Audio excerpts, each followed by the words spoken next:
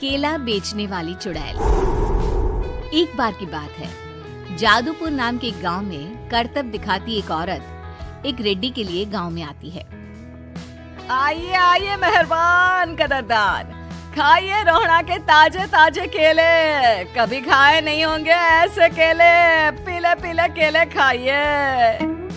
ये कहकर रोहड़ा हाथों में 4 केले लिए उन्हें सर्कल में जोर जोर से हवा में उछालती हुई करतब दिखाती है, जिसे देखकर आसपास के सारे बच्चे अपने अपने मम्मी पापा से उस औरत के पास जाने की जिद करने लग जाते हैं।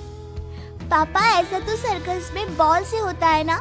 ये आंटी तो केले से कर रही है। चलिए ना पापा, देखते हैं। रोहड़ा एक पतली सी तार पर चलती हुई केलों से करतब दिखाती है।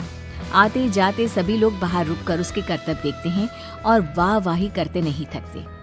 जैसे ही एक आदमी पास आकर उसे पैसे देने लग जाता है, तब वो कहती है, अरे नहीं नहीं साहब, मैं करतब तो बच्चों के मन को बहलाने के लिए करती हूँ। धंधा तो मेरा केले का है। पीछे देखो मेरी रिड्डी, जो भी मेरे केले खाएगा मेरी तरह चुस्त दुरुस्त और तंदुरुस्त हो जाएगा। पता चलता है क्या कि मेरी उम्र 55 की है। अरे पर ऐसे ठंड के मौसम में कोई केला क्यों खाएगा? ये ऐसे वैसे केले नहीं है साहब, ये शरीर में गर्मी देते हैं, ठंड को दूर भगाए। जो भी रोहिणा के केले खाए। पापा, अगर मुझे केले नहीं मिले तो मैं घर नहीं जाऊंगी।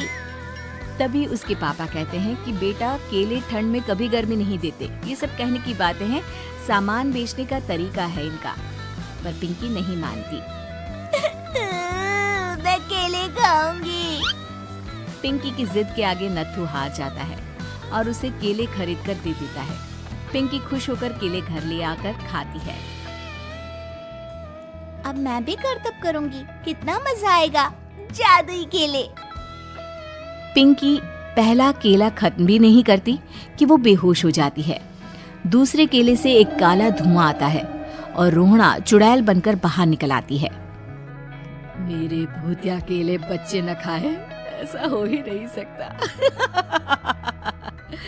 जादूपुर वालों, कब तक बचोगे? आ गई हूँ मैं रोहड़ा, जिसका कोई नहीं कर सकता सामना। रोहड़ा पिंकी को गोद में उठाकर काले धुएं में कहीं गायब हो जाती है। शाम के वक्त नत्थू घर लौटता है और पिंकी को घर में ना पाकर उसकी माँ से कहता है, माँ पिंकी कहाँ है? अरे बेटा, उसे तो तू सुबह करतब दिखाने ले गया था ना, फिर कहाँ वापस आए तुम दोनों? मुझे लगा तू उसे अपने साथ मंडी ले गया होगा। हे भगवान, मेरी बच्ची कहाँ गई? मैं उसे घर ही तो छोड़कर गया था माँ। नत्थू गांव के घर कोने में अपनी बेटी को ढूंढता है, पर उसे वो कहीं नहीं मिलती। परेशान होकर आखिर रो रो कर नत्थू हिम्मत हार कर घर लौट आता है। अगली सुबह रोहड़ा फिर से करतब दिखाने आती है और इस बार पिंकी की तरह रोनी केले खरीद लेता है। 50 रुपए दिए थे पापा ने, सारे पैसों की मैंने केले खरीद लिए हैं। अब मैं भी आंटी की तरह ही करतबबाज बन जाऊंगा। यही सोचते हुए रोनी केले खाता है और पहला अकेला केला आधा खत्म भी नहीं करता कि चुड़ैल उसके सामने आ जाती है। मेरे साथ चलने का समय आ गया है रोनी। ये तो बस शुरुआत है। अब इस गांव के सारे बच्चे धीरे धीरे मेरे कब्जे में होंगे, एक बच्चा भी नहीं बचेगा। ये कहकर रोना रोनी को गोद में लेकर काले धुएं में अदृश्य हो जाती है। इसके बाद हर रोज गांव में से कोई ना कोई बच्चा गायब होता, पर ऐसा क्यों हो रहा है किसी को भी समझ में नहीं आ पा रहा था। रोज की तरह अपनी बेटी पिंकी की तलाश में नत्थू गांव के एक तालाब के पास बैठा रो रहा था। कहाँ गई मेरी पिंकी? शकुंतला के जाने के बाद एक वही तो मेरा सहारा थी। अरे उसकी आत्मा कोस रही होगी मुझे कि मैं अपनी बच्ची को संभाल भी नहीं पाया। नत्थू ये कहता हुआ रो ही रहा था कि तभी तालाब में से उसे शकुंतला की आवाज सुनाई देती है। कहाँ थी तुम शकुंतला? हमारी बच्ची और सारे गायब हुए बच्चे रोहड़ा के कब्जे में हैं। वो बच्चों को जो केले देती है उससे बच्चे बेहोश हो जाते हैं और उसके कब्जे में आ जाते हैं और वो उन्हें ले जाकर काली दुनिया में ले जाती है। पर वो ऐसा क्यों कर रही है? ये मैं नहीं जानती, पर उस दुनिया का रास्ता मैं आपको बता सकती हूँ। जहाँ ये नदी खत्म होती है वहाँ एक केले का पेड़ है, उसके नीचे एक दरवाजा है, वहीं से रास्ता जाता है उस दुनिया का। ये कहकर शकुंतला की आत्मा गायब हो जाती है।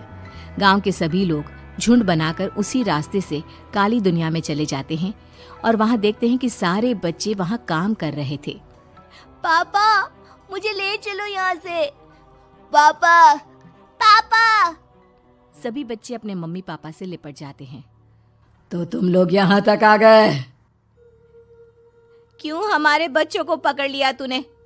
तुझे शिकार ही बनाना है तो ले, हम सब आ गए हैं, हमें खा ले। नहीं, मुझे बच्चे चाहिए। मेरे बच्चे के बदले तुम लोगों के बच्चे। क्या मतलब? मैं इसी गांव में रहने वाली एक औरत थी। केले की चोरी के इल्जाम में मेरे बेटे को गांव वालों ने इतना मारा कि वो मर गया।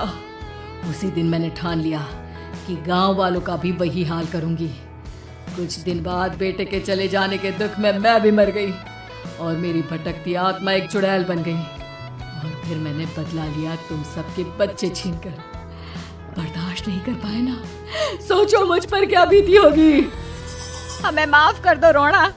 पता नहीं ये किसकी गलती थी, पर हम सभी माफी मांगते हैं। हमारी खुशियाँ लौटा दो, तुम भी तो एक माँ हो। गांव वालों की बात सुनकर रोना का मन पिघल जाता है और वो बच्चों को छोड़ देती है। उसके बाद काली दुनिया बच्चों के लिए जादुई दुनिया बन जाती है। अब कोई भी कभी भी वहां आ जा सकता था।